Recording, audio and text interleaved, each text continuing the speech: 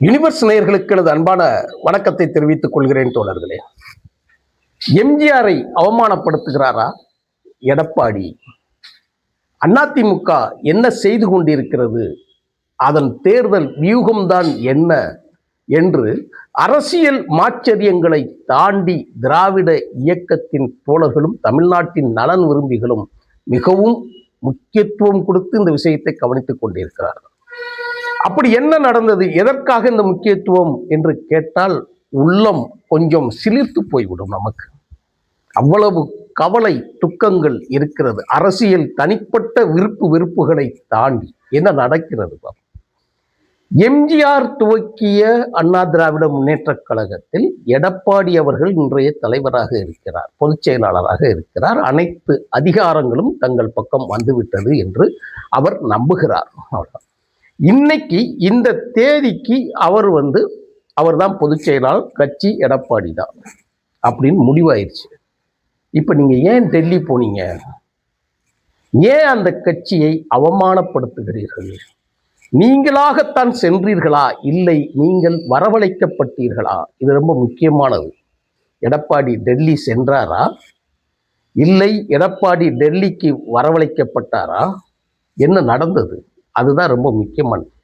அதுக்கு முன்னாடி ஒரு விஷயம் தெரிஞ்சுக்கணும். அண்ணா திராவிட முன்னேற்ற கழகத்தின் தோழர்களுடைய கவனத்திற்கு இந்த காணொலி ஏதாவது சென்றிருந்தால் ரொம்ப முக்கியமாக ஒரு செய்தியை நீங்க கவனிச்சிருக்கணும். எல்லா இடத்திற்கும் டெல்லி தர்பாராக நடத்தி கொண்டிருக்கக்கூடியவர்கள், குஷான பேரரசிலிருந்து முகலாய பேரரசிலிருந்து பல்வேறு அரசுகள், பல்வேறு மன்னராட்சிகள் நடந்த அந்த சாம்ராஜ்யத்தின் பீடத்திலிருந்து தமிழ்நாட்டின் பக்கம் இருந்து யாரும் சென்றிருக்க மாட்டார்கள்.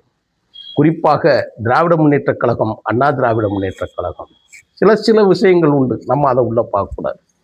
எல்லாம் சொல்லுவாங்க, கலைஞர் கருணாநிதி அவர்கள் போகலையா அப்படின்னு சொல்லி அதிமுக தோழர்கள் இப்பொழுது கேட்காங்க. போனார், இல்லைன்னு சொல்லலாம். அவருடைய மகள் கனிமொழி சிறை வைக்கப்பட்டார், 2G வழக்கு போடப்பட்டு ராஜா சிறை வைக்கப்பட்டார், போனார், இல்லை என்று சொல்லவில்லை. பதவிகள் வாங்குவதற்கு போனார், அரசை நிர்வாகம் பண்றதுக்கு போனார். அந்த இதில் இருக்கக்கூடிய மினிஸ்ட்ரியில 13 மந்திரிகள் வேண்டும் என்பதற்காக போனார். அதில் மறுமலர்ச்சி திமுகவுடைய பங்குகளும் சேர்த்து தனக்கு பதவி வாங்குவதாக பின்னாடி சோனியா காந்தி அவர்களே சொன்னார்கள். அது வேற, உள்ள போ. ஆனா எம்ஜிஆர் அப்படியெல்லாம் போய் பார்த்ததே இல்லைங்க. ஜெயலலிதா அவர்கள் அந்த இடத்துக்கும் அவர்கள் போய் பார்த்ததே இல்லைங்க. அதைத்தான் நாங்கள் இதையெல்லாம் நாங்கள் வாழும் காலத்தில் நடக்கக்கூடிய மிகப்பெரிய மாற்றம். அதைத்தான் நம்ம சொல்றோம். வாழும் காலத்தில் நடக்குது. எங்களால் ஏற்றுக்கிடவே முடியல. இதை எப்படின்னா ஏற்றுக்கிட முடியல. எங்க எம்ஜிஆர் அவர்கள் 72 புதிய செய்திகள் எதுவும் இல்லை, தெரியாத தோழர்களுக்குத்தான் சொல்றேன்.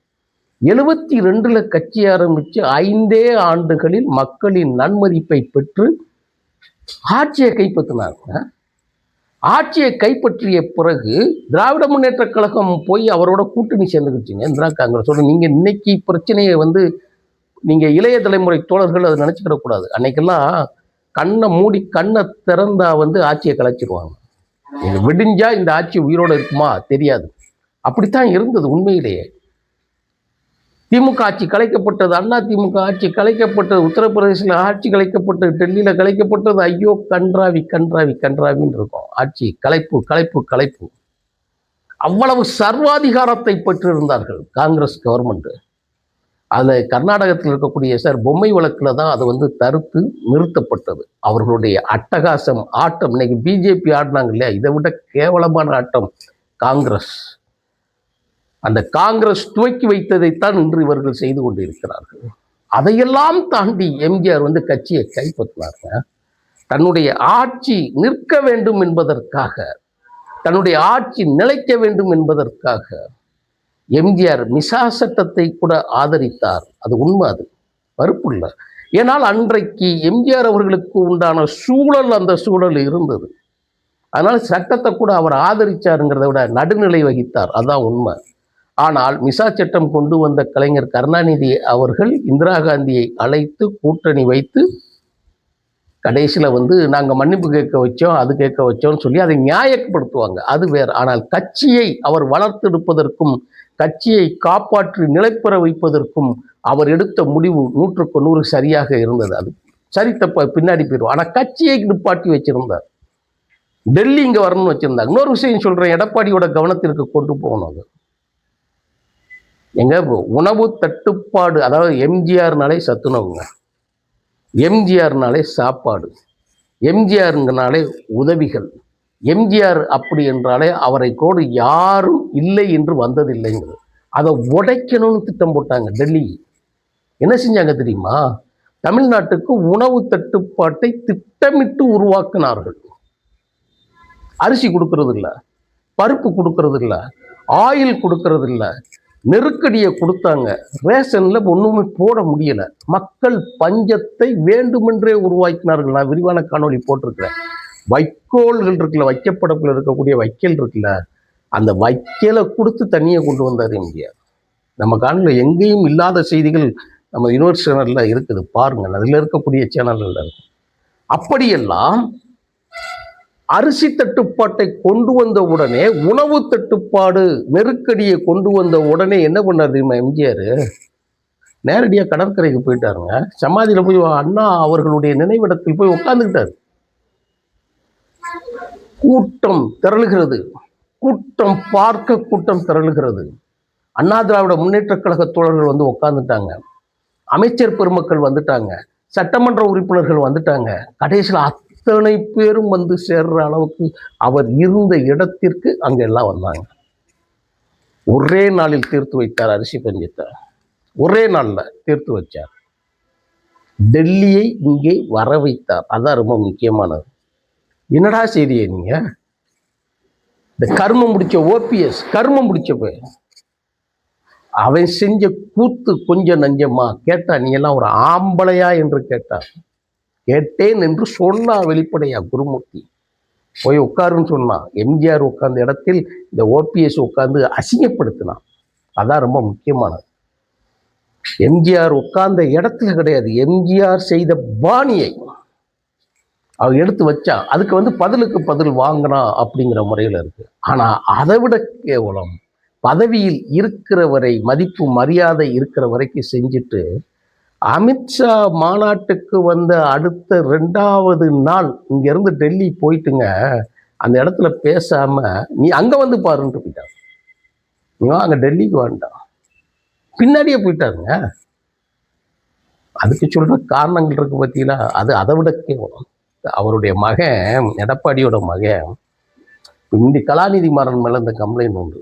தனி விமானம் வச்சிருப்பாங்க, ஸ்பைஸ் தனி விமானங்கள், எத்தனையோ கோடிகளுக்கு சொந்தக்காரர்கள் விடுங்க, அவங்களா ஒரு பிஸ்னஸ்ல அதுல இருந்து ஒரு பெரிய இதுக்குள்ள இருந்து வந்திருந்தாங்கன்னு சொல்லி.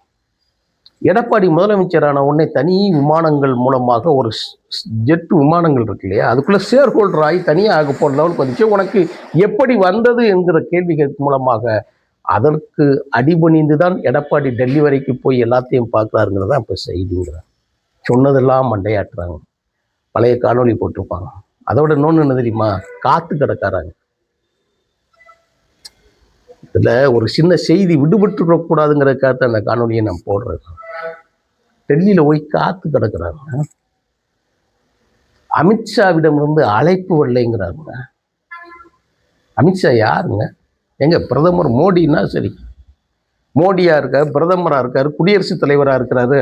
ஏதோ ஒரு எதிர்பாராத மீட்டிங், வெளியுறவுத்துறையிலிருந்து யாராவது வந்துட்டாங்க, ஈரான் போர் நடந்துகிட்டு இருக்கு, உக்ரைன் ரஷ்யா போர் நடந்துகிட்டு இருக்கு, அதனால ஏதோ ஒன்று சம்பவங்கள் நடந்துருச்சு, ஒரு அவசர பெட்ரோல் டீசல் தட்டுப்பாடு வராமல் இருக்கிறதுக்கு ஒரு கமிட்டி ஒன்று கூட்டம் போட்டிருக்கிறாங்க, இல்லையா கேஸ் தட்டுப்பாடு வந்துடக்கூடாதுங்கிறதுக்காக ஒரு கமிட்டி ஒன்று கூட்டம், அப்படி எதுனாலும் வந்துட்டு போலாங்க.